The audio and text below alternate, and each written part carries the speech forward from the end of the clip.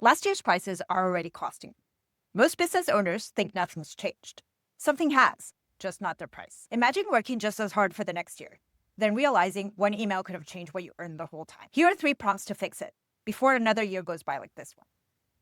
Prompt 1. How do you actually know your price is wrong? Copy this into your AI. Not a guess anymore, a number, and the reasoning behind it. Prompt 2. The increase notice. Copy this into your AI.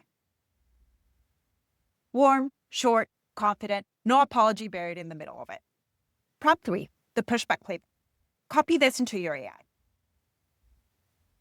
A smaller package, a phase-in, a one-time grandfather clause, or holding the line. 4 ways to handle it, not just one script. None of this fixes what you already undercharged for. It stops you from doing it for another year. 3 prompts, 5 minutes before your next invoice. So, know your number, send the notice, and handle pushback like you've got options. Because now you do. The prompts are in the description. Which of these have you been putting off? The rate check, the notice, or the pushback conversation? Drop it in the comments. If this was useful, subscribe. Use systems for solo business owners everywhere.